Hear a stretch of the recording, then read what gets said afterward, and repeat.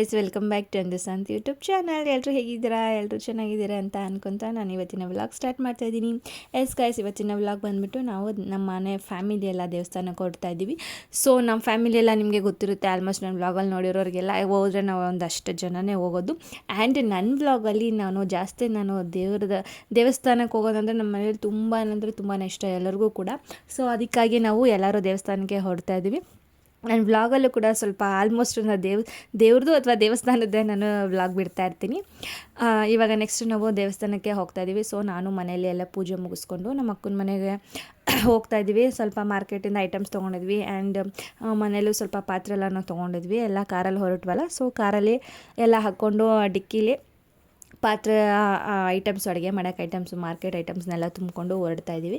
ನಮ್ಮ ಅಕ್ಕನ ಮನೆ ಹತ್ರ ಬಂದ್ವಿ. ಸೊ ಅವಳು ಕೂಡ ಪೂಜೆ ಮುಗಿಸಿದ್ಲು. ಇನ್ನು ಅವಳಿಗೂ ಅವ್ರ ಕಾರಿಂದ ಅವರು ಹೊರಡ್ತಾರೆ. ಆಮೇಲೆ ನಮ್ಮ ಅಣ್ಣನ ಮನೆಗೆ ಹೋಗಿ, ನಮ್ಮ ಅಣ್ಣನ ಮನೆಯಿಂದ ಇನ್ನು ನಮ್ಮ ಬೆಂಗಳೂರಿಂದ ನಮ್ಮಮ್ಮ ಅವರೆಲ್ಲ ಬಂದಿದ್ದರು. ಸೊ ಅವ್ರ ಕಾರಿಂದನೂ ನಾವು ಹೊರಡ್ತೀವಿ. ಎಲ್ಲ ಹೋಗ್ಬಿಟ್ಟು ನಾವು ದೇವಸ್ಥಾನಕ್ಕೆ ಹೋಗ್ತೀವಿ. ಅದು ಯಾವುದಪ್ಪ ದೇವಸ್ಥಾನ ಅಂತಂದರೆ ಶ್ರೀ ಮತ್ತಿತಾಳೇಶ್ವರ ದೇವಸ್ಥಾನ. ಇದು ಬಂದು ಯಾಚನಹಳ್ಳಿ ತುರ್ಬನೂರು ಅಲ್ಲಿ ಇರೋದಂಥ ಮತ್ತಿತಾಳೇಶ್ವರ ದೇವಸ್ಥಾನ.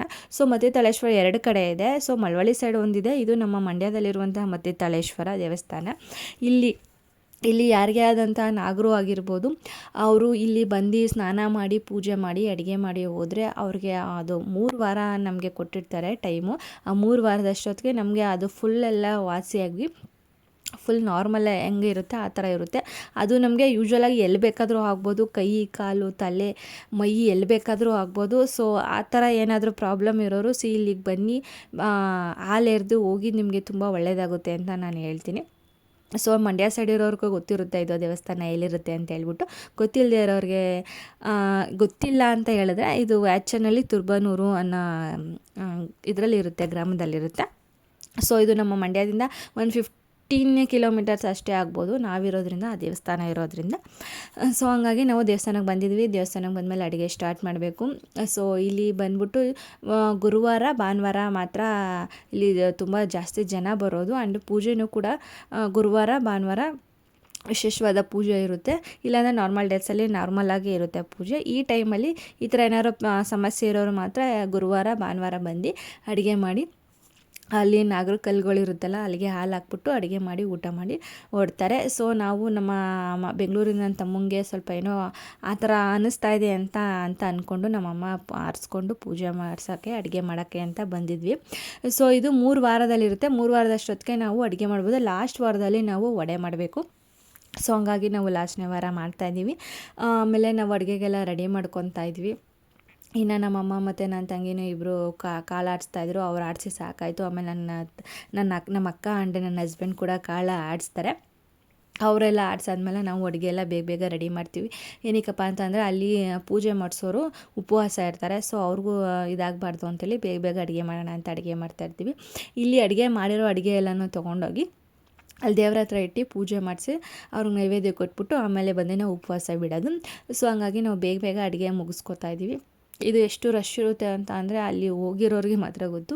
ಆ್ಯಂಡ್ ಎಷ್ಟು ಬೇಗ ಖಾಲಿ ಆಗುತ್ತೆ ಅಂದರೆ ಅಲ್ಲಿ ಅಷ್ಟು ಬೇಗ ಅಡುಗೆ ಆಗುತ್ತೆ, ಅಷ್ಟು ಬೇಗ ಹೊರಡ್ತಾರೆ. ಆ್ಯಂಡ್ ಇಲ್ಲಿ 6 6:30 ಮೇಲೆ ಯಾರೂ ಜನ ಇರೋದಿಲ್ಲ. ಯಾಕಂತ ಅಂದರೆ ಅಲ್ಲಿ ದೇವ್ರು ಇರುತ್ತಂತೆ, ಹಾವಿರುತ್ತಂತೆ. ನಮಗೆ ಯಾವಾಗ ಸ್ಟೋರಿ ಹೇಳ್ತಿದ್ರು, ಅದು ಹಾವು 5 ತಲೆ ಸರ್ಪನೋ ಏನೋ 5 ತಲೆ ಸರ್ಪ 3 ತಲೆ ಸರ್ಪನೋ ಇರುತ್ತಂತೆ. ಸೊ ಅದು ಬಂದು ಸಂಚಾರ ಮಾಡುತ್ತಂತೆ.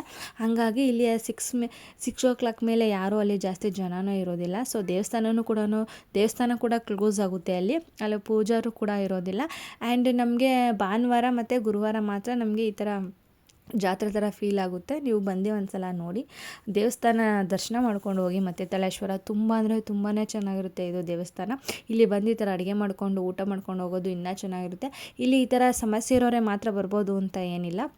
ಆವಾಗ ಬಂದು ನಾವು ಪೂಜೆ ಮಾಡಿಸ್ಕೊಂಡು ಹೋದ್ರು ಇನ್ನೂ ಒಳ್ಳೆಯದು. ಈ ನಾಗರ ಪಂಚಮಿಲಿ ಆಮೇಲೆ ಗೌರಿ ಹಬ್ಬದಲ್ಲಿ ತನಿಯರೋರು ಅವರು ಕೂಡ ಇಲ್ಲಿ ಬಂದು ಪೂಜೆ ಮಾಡ್ಕೊಂಡು ಹೋದರೆ ಯಾವ ಸಮಸ್ಯೆನೂ ಇರೋದಿಲ್ಲ. ಆರಾಮಾಗಿ ಇಲ್ಲಿ ಅಡುಗೆನೇ ಮಾಡಬೇಕು ಅಂತ ಏನಿಲ್ಲ, ಬರೀ ಹಾಲು ಹಾಕ್ಬಿಟ್ಟು ಹೋದ್ರೂ ಸಾಕು. ಸೊ